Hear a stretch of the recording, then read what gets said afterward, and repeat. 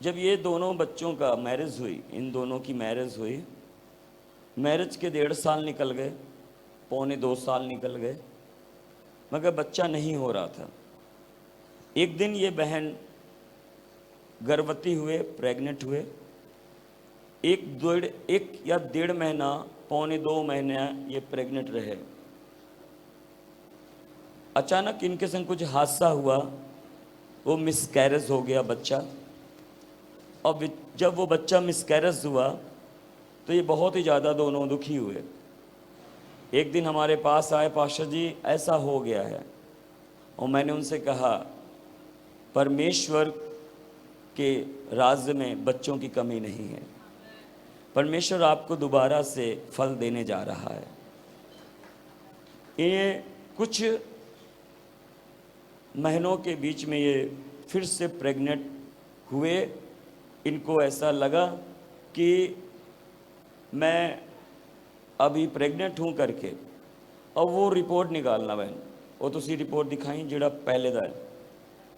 पहले वाला रिपोर्ट। जदों ये दूजी बार प्रेग्नेंट हुए, 1 महीना लंघ गया, 2 महीना लंघ गया, 3 महीने लंघ गए, और डॉक्टर कह रहे थे कि ये रिपोर्ट है। और डॉक्टर ने कहा तेरे कोख में बच्चा नहीं है।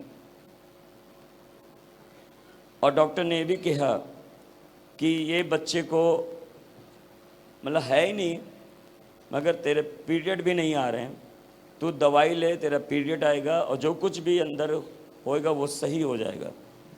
और इन्हें डॉक्टर ने जो है इन्हें सजेस्ट किया, और ये लोग जो है समझ जाएं आप, सफाई कराने या दवाई खाने या जो कुछ था, ये डॉक्टर के पास जाने लगे। डॉक्टर की ये रिपोर्ट थी, बोला देखो कुछ नहीं है, खाली है।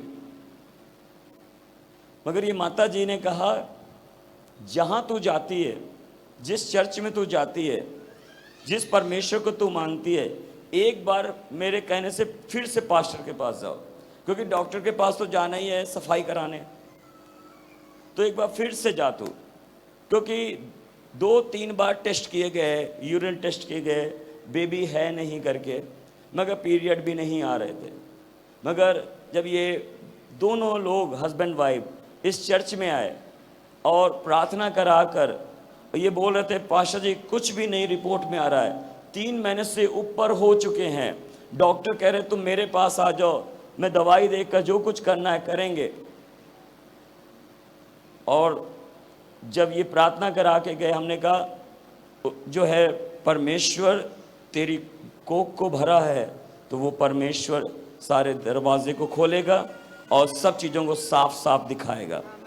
हालेलुया। और जब ये प्रार्थना करने के बाद गए और दोबारा से इनके फिर से हमने कहा उस डॉक्टर के पास ना जाकर पहले आप अल्ट्रासाउंड करवाओ। और ये दूसरा अल्ट्रासाउंड था जो इन्होंने करवाया, और उस अल्ट्रासाउंड में एकदम क्लियर हो गया कि तू प्रेग्नेंट है, तेरे अंदर बच्चा है। एक बहुत बड़ी मिरेकल है, बहुत बड़ी गवाही है। कहाँ ये बच्चे को गिराने के लिए जा रहे थे और रिपोर्ट में कुछ नहीं आ रहा था, मगर प्रार्थना के बाद ये रिपोर्ट है जिसमें ये था कि तू पॉजिटिव है, तू गर्भवती है।